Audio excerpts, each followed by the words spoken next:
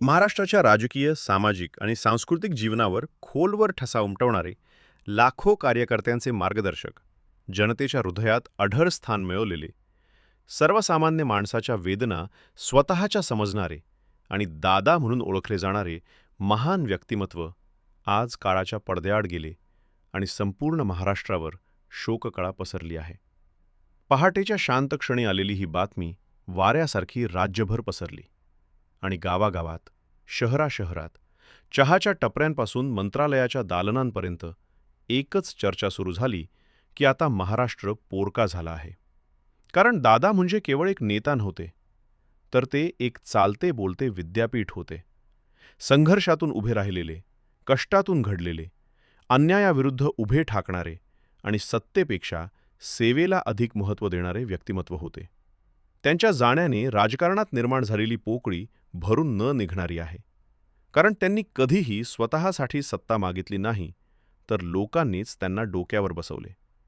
शेतकऱ्यांच्या आत्महत्यांपासून ते कामगारांच्या हक्कांपर्यंत, विद्यार्थ्यांच्या प्रश्नांपासून ते महिलांच्या सुरक्षेपर्यंत दादा नेहमीच रस्त्यावर उतरून लढले.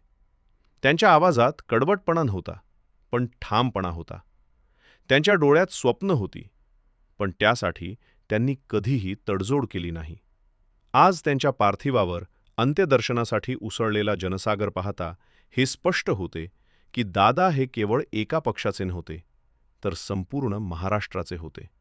वृद्ध महिलांच्या डोळ्यांतून वाहणारे अश्रू, तरुणांच्या चेहऱ्यावरची पोकळी, शेतकऱ्यांच्या हातात धरलेले फाटलेले झेंडे आणि दादा अमर रहेच्या घोषणांनी आसमंत दुमदुमून गेला. त्यांच्या साध्या राहणीमानाची, स्वच्छ चारित्र्याची आणि निर्भीड वक्तृत्वाची आठवण काढताना अनेक नेतेही आज गहिवरलेले दिसत होते. विरोधकही त्यांच्या प्रामाणिकपणाचे कौतुक करत होते. कारण दादा कधीही वैयक्तिक द्वेषाने राजकारण करत नसत. त्यांनी माणसाला माणूस म्हणून पाहिले. जाती धर्माच्या भिंती तोडण्याचा प्रयत्न केला. तरुणांना दिशादर्शन केले. सत्तेत नसतानाही लोकांसाठी कसं काम करता येतं हे त्यांनी दाखवून दिलं. आज त्यांच्या जाण्याने महाराष्ट्राच्या इतिहासातील एक सुवर्णपान बंद झालं आहे.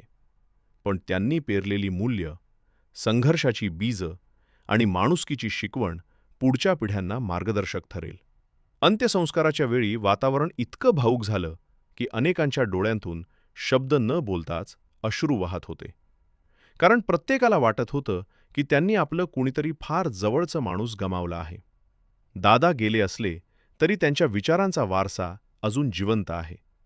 आणि जोपर्यंत महाराष्ट्रात अन्यायाविरुद्ध एक तरी आवाज उठत राहील, तोपर्यंत दादा हे नाव इतिहासातच नव्हे, तर लोकांच्या हृदयात सदैव जिवंत राहील.